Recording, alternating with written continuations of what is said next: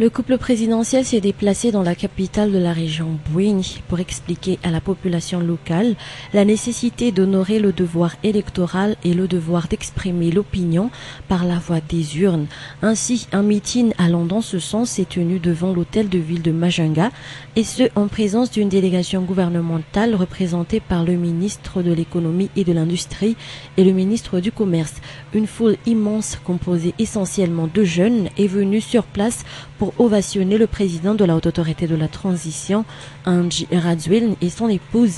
Il est indispensable de prendre en main l'avenir du pays. Voter est, en plus d'un droit, un devoir de tout citoyen. La sensibilisation d'abstention n'est qu'un acte non civique, car l'accomplissement du devoir électoral est une preuve concrète du patriotisme, a souligné le président de la Haute Autorité de la Transition, et de poursuivre que nous devrions nous soutenir pour montrer à la communauté internationale que l'avenir de Madagascar se trouve entre nos mains et la décision finale revient à tous les Malgaches. D'ailleurs, la carte de Madagascar ne peut pas être ôtée de la carte du monde, a-t-il soutenu.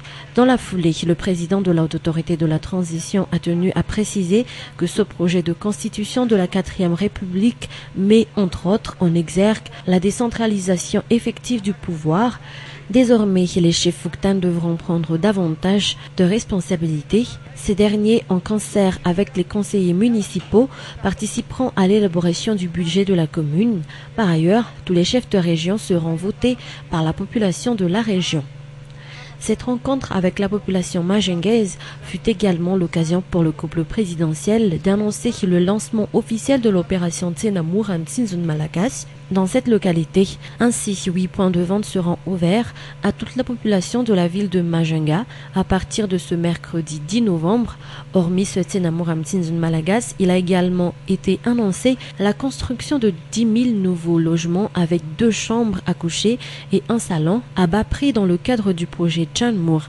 Ce projet a pour objectif de construire de nouveaux logements en 10 jours grâce à la technologie de panneaux sandwich. Selon les explications du président Andji Rajoelina, ces maisons à bas prix seront vendues à crédit, soit 150 000 arrières mensuellement pendant près de 5 ans et demi. Par ailleurs, le président de la Haute Autorité de la Transition a également montré à la population de la région Bouigny la maquette de la plus grande industrie de cimenterie de l'océan Indien qui va être construite à Majunga. Avec cette nouvelle industrie de cimenterie, nous ne sommes plus obligés d'importer du ciment. Cette industrie pourra produire plus de 1 800 000 tonnes de ciment en un an, alors que la demande annuelle de Madagascar est aux environs de 300 000 tonnes par an. Ainsi, nous pourrons même exporter du ciment. Aussi, la mise en place de cette industrie de cimenterie permet de créer de nouveaux emplois, a expliqué le président de la Haute Autorité de la Transition. L'occasion lui a ainsi permis de présenter aux Majungais la maquette de cette grande unité de cimenterie, une maquette qui a littéralement fasciné les dizaines de milliers de Majungais venus ovationner le couple présidentiel. Notons que cette tournée présidentielle s'est poursuivie ce jour à Marvoy, toujours dans la partie nord de l'île.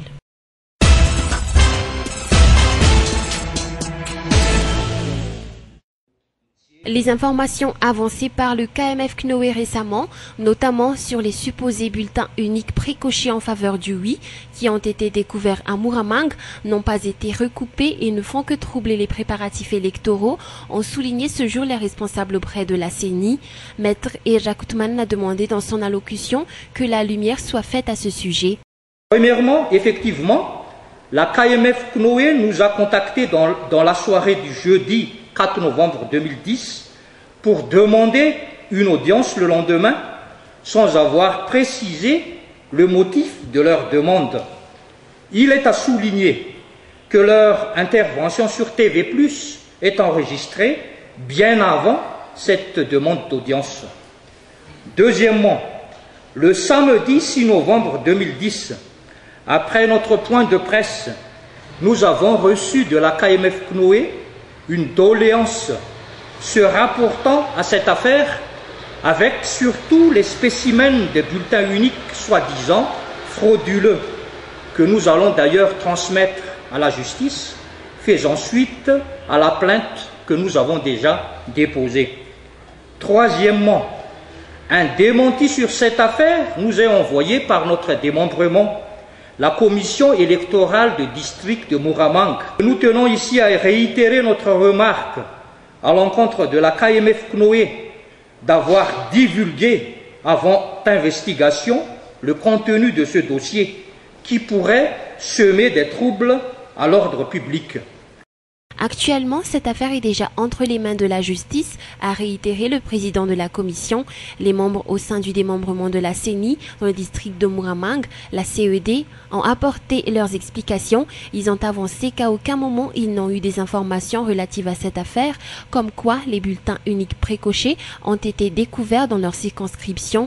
Des supports audio et vidéo ont été distribués à la presse ce jour au siège de la CENI à Alarbi, montrant les témoignages de ses responsables au sein des démembrements de la CENI. Malgré la situation, la CENI a renforcé sa volonté de coopérer avec les entités prêtes à collaborer sincèrement avec elle dans la mise en place d'une élection transparente, crédible et respectant le code électoral ce 17 novembre prochain, rappelant que la semaine dernière, des bulletins uniques précochés ont été découverts par le KMF CNOE dans le district de Muramang et qui ont fait des polémiques dans le pays.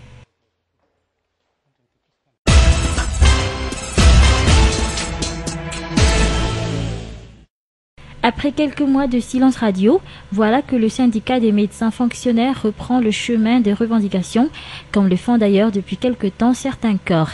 Après avoir eu satisfaction de la part de l'État sur le réajustement de leur grille indiciaire au même niveau que les administrateurs civils, ces médecins réclament maintenant l'adoption du décret d'application de cet alignement et le paiement de leur indemnité.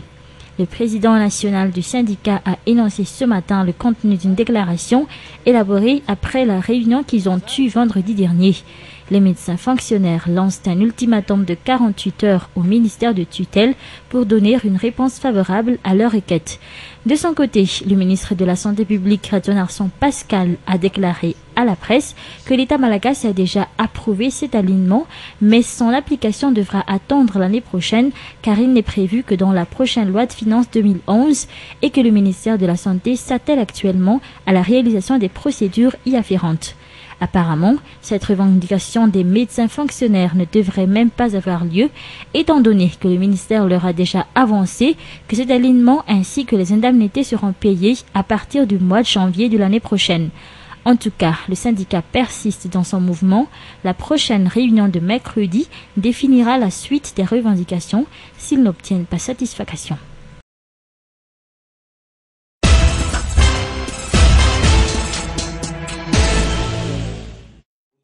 Le lancement officiel de la campagne de distribution de moustiquaires imprégnés d'insecticides au titre de l'année 2010 a eu lieu ce jour au panorama d'Antananarivo. Plus de 5 millions de moustiquaires seront distribués dans 72 districts répartis dans le nord, le centre, l'ouest et le sud de l'île.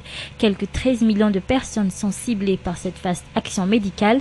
Depuis 2007, année où a débuté la campagne, les résultats ont été plus qu'efficaces, déclare un responsable en matière de lutte contre le paludisme à Madagascar, car l'on a pu constater une nette diminution du taux de mortalité lié à cette maladie des pays tropicaux. Toutefois, des mesures seront prises par les responsables après les distributions des moustiquaires pour vérifier si elles ont été réellement utilisées. En ce qui concerne le contrôle de l'utilisation et de processus de la mise en œuvre de la campagne, donc, et surtout le contrôle de l'utilisation des moustiquaires imprégnés d'insecticides par le foyer et les ménages. Donc tout de suite, immédiatement après la campagne, il va y avoir la méthode, le post-campagne. C'est le hang up, to hang en anglais, c'est-à-dire il faut vérifier. Les agents communautaires vont vérifier est-ce que les moustiquaires qui ont été distribués pendant la campagne ont été suspendus dans les ménages, dans les foyers, ou bien est-ce que elles sont rangées dans l'armoire, dans les malles. Donc tout de suite après cette campagne, donc les agents communautaires et les chefs comptables vont procéder aux visites à domicile dans les foyers, dans les ménages, dans les zones cibles pour vérifier est-ce que les mythes sont suspendus et est-ce que les mythes sont utilisés par les membres de la famille même. Les familles ciblées par la campagne pourront récupérer gratuitement leurs moustiquaires dans les bureaux du Fuktan. Faut-il noter que la capitale n'est pas concernée par cette campagne de distribution de moustiquaires à imprégnation durable. Quelques 7 millions de dollars serviront à financer la campagne de cette année. Plusieurs organismes internationaux contribuent largement avec le ministère de la Santé publique à son financement. Sachez que la durée de validité d'une moustiquaire imprégnée d'insecticides est de 3 ans maximum. Passé ce délai, elle devra être remplacée. Au début, les responsables prévoyaient de distribuer les MID qu'aux enfants de moins de 5 ans et aux femmes enceintes. Actuellement, toute la famille en bénéficie gratuitement. À ce jour, 70% de la population malagasy vit dans des zones d'endémie palustre.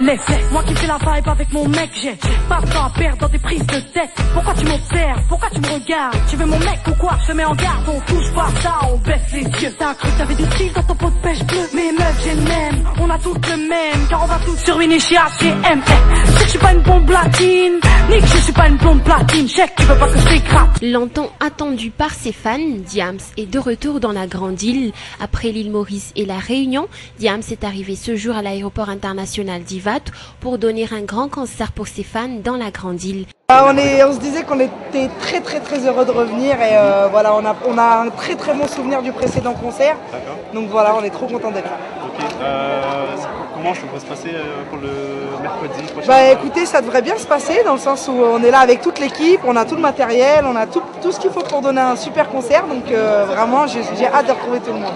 Et le concert de Maurice, ça a été... C'était mortel. Maurice génial, la Réunion géniale et j'espère qu'Amada sera aussi bien. Ok. Attendu vers 14h10, l'avion transportant Diams n'a atterri sur le tarmac qu'à peu près 1 heure après. D'après les explications des organisateurs, le spectacle de Diams du mercredi 10 novembre prochain durera 3 heures. Elle aura à cette occasion comme invité le rappeur malgache Rabous ainsi que d'autres artistes de renom. Y'a de la foule donc mes noix sont fous. Pourquoi tu fais genre, je te vois venir avec tes belles jambes, tu crois tout permis, mais baisse les yeux.